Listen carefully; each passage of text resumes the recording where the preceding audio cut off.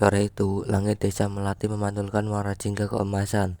Di bawah pohon mangga yang rindang, ada seorang anak laki-laki bernama Raka duduk memetik gitar tuanya. Suaranya belum sempurna, tapi cuman senyumnya tulus. Ia memainkan lagu kecil yang baru saja ia ciptakan. Raka, ayo bantu ibu masak di dapur, panggil ibu Cinta dari dalam rumah. Iya bu, nanti dulu, aku mau nyanyiin satu lagu buat nenek dulu, jawab Raka sambil tersenyum. Di teras rumah, nenek Ratri duduk di kursi rattan sambil menenun. Tatapannya lembut namun ada yang terselip. Lagu yang bagus nak, tapi jangan terlalu sering main musik, ucapnya dengan pelan. Raka menatap kebingungan. Kenapa nek? Kan musik bikin kita bahagia. Nenek Ratri tersenyum tipis. Dulu musik juga pernah bikin keluarga kita kehilangan seseorang. Raka terdiam. Ia tak paham maksud neneknya, tapi rasa penasarannya tumbuh. Sore itu, saat matahari tenggelam, ia memandangi gitar tuanya sambil bertanya-tanya apa yang sebenarnya disembunyikan oleh neneknya. Malam itu, Raka menemukan sebuah kotak kayu tua di dalam lemari kamar nenek. Dalamnya ada foto hitam putih seorang lelaki muda sedang memegang gitar, berdiri di samping nenek yang masih muda saat itu. Di balik foto itu tertulis, untuk Ratri, cintaku yang takkan pernah hilang meski musik berhenti. Bima, jadi ini kakek Bima, gumam Raka sambil termenung diam. Ia merasa seperti menemukan potongan lagu yang hilang dari hidupnya. Keesokan harinya, ia menanyakan hal itu pada Ibu Cinta, tapi ibu hanya berkata lirih. Ayah ibu pernah pergi waktu ibu masih kecil. Ia memilih musik daripada keluarga. Sejak itu, keluarga nenek membenci musik. Raka terdiam, namun dalam hatinya, ia yakin musik bukan penyebab perpisahannya, melainkan kenangan yang tertinggal. Beberapa minggu kemudian, desa mereka mengumumkan lomba musik untuk memperingati hari kemerdekaan. Mata Raka berbinar. Bu, aku mau ikut lomba itu. Serunya antusias. Ibu terdiam lama, lalu berkata dengan nada berat, jangan Raka, ibu tak mau kamu mengulang kesan yang sama.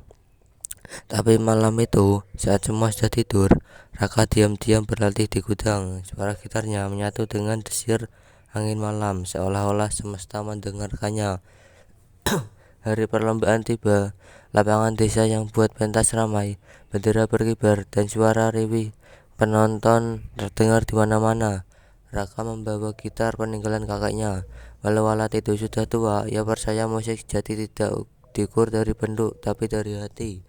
Ketika giliran Raka tiba, ia menatap penonton dan mulai bernyanyi. Lagu ciptaannya berjudul Melodi untuk Nenek. Liriknya sederhana tentang seorang cucu yang ingin menyembuhkan luka keluarga lewat musik. Awalnya semua berjalan dengan indah, tapi saat di tengah lagu, snap, benar gitarnya putus. Penonton mulai berbisik. Beberapa anak menertawakannya dengan keras. Raka tertunduk, air matanya hampir jatuh. Tiba-tiba dari antara kerumunan itu, diam-diam nenek Ratri datang dan berdiri. Wajahnya tenang, langkahnya pelan tapi tegas. Ia membawa gitar tua peninggalan kakek di tangannya. Lalu nenek Ratri berkata, ini gitar kakekmu, ucapnya dengan lembut. Lanjutkan nak, biar nenek dengar lagu itu sampai habis. Raka menatapnya dengan nada basah. Lalu mengambil gitar itu, ia menarik napas panjang dan melanjutkan permainan. Kali ini suaranya lebih kuat, penuh emosi, seolah-olah seluruh kenangan keluarga mengalir di setiap petikan. Ketika lagu berakhir, para penonton berdiri dan bertepuk tangan. Tetapi waktu Raka lihat ke arah nenek, tiba-tiba saja perempuan tua itu sudah menutup mata, tersenyum dengan tenang, dan sudah tak bergerak lagi. Hari-hari setelah itu terasa sangat sepi dan sunyi. Rumah mereka dipenuhi bunga dan tamu yang sedang melayat. Raka duduk di beranda rumah seolah-olah merenungi nasibnya sambil memeluk gitar peninggalan kakek Bima dan sekarang juga menjadi peninggalan nenek Ratri.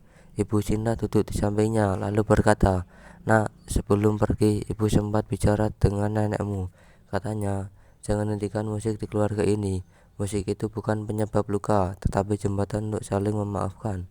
Raka menatap langit, air matanya mengalir. Tapi kali ini bukan karena sedih, melainkan karena rasa syukur. Ia lalu memetik gitar secara perlahan. Lagu melodi untuk nenek kembali terdengar, tapi kali ini dengan nada yang lebih lembut dan lebih tulus.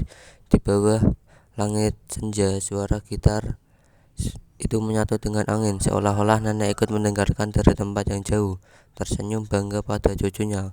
Musik itu kini bukan sekedar lagu, ia telah menjadi kenangan, doa, dan cinta yang takkan pernah mati. Selama Raka terus bermain musik, melodi itu akan hidup selama-lamanya.